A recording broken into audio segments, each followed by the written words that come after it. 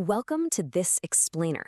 Today, we're diving into a really fascinating concept, how ancient military strategies actually translate into a highly structured modern framework for personal and professional success. We're going to be unpacking some incredible insights from a text published back in the September 1991 issue of the monthly magazine Happy Science by Ryuho Okawa. Specifically, we're zeroing in on Chapter 4, which translates to My Art of War.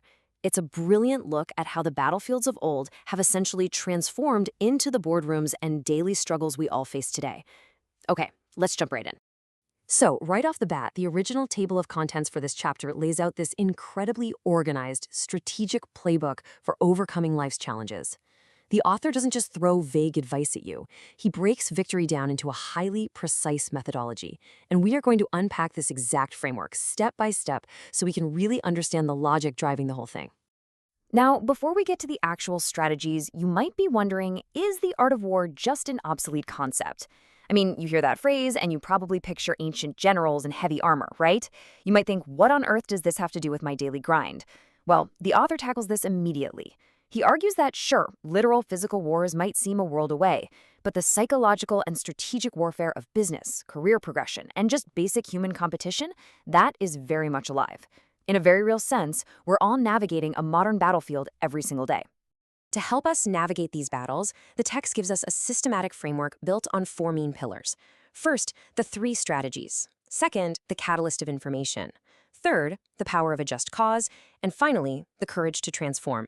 Let's break these down. Starting off with Section 1, the three strategies.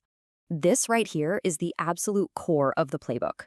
The text proposes that securing victory in literally any endeavor comes down to three foundational pillars, executed in a very specific sequence.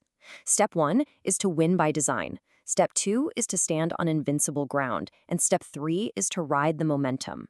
What's so brilliant about this is the natural progression. You move from proactive planning straight into defensive security and finally into explosive execution. Let's look a little closer at what the author means by each of these. First up, winning by design, or in Japanese, katsubeku shite katsu. This literally means formulating a definitive, rock-solid path to victory before you even take your first action. The author strongly warns against just crossing your fingers and relying on a lucky break. You know, a lot of people just launch a new project and sort of hope for the best. This strategy says absolutely not. You have to actively engineer your win right at the starting line. Basically, if you can't clearly see your path to victory before you start, you just haven't planned enough. But hey, the real world is messy, right? What happens when things inevitably go wrong? That brings us to Step 2, invincible ground or fahai no chi ni tatsu.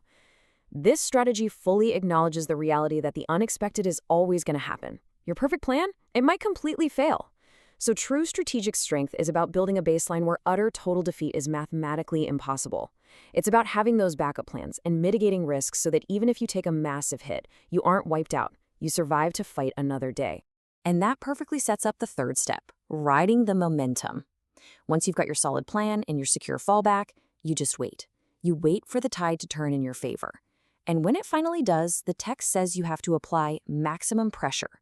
The author points out that grinding away when the momentum is against you doesn't get you far.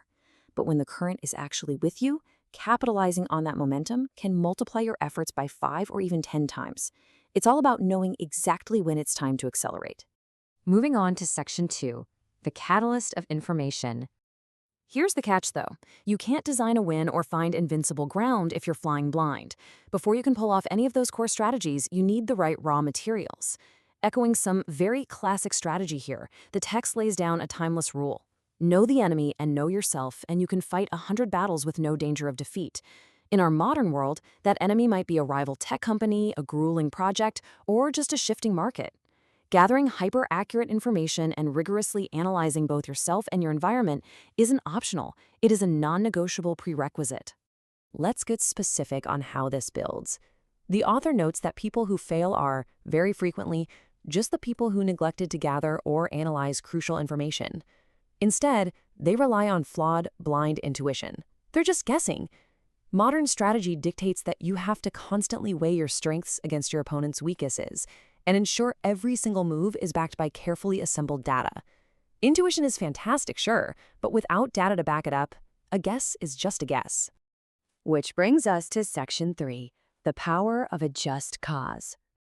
Okay, so strategy and data, absolutely essential. But they aren't enough on their own. The whole framework elevates from just mere tactics to something way more profound when we introduce the human element, referred to in Japanese as daigi meibun. Look at the stark contrast here. On the left, fighting with a just cause.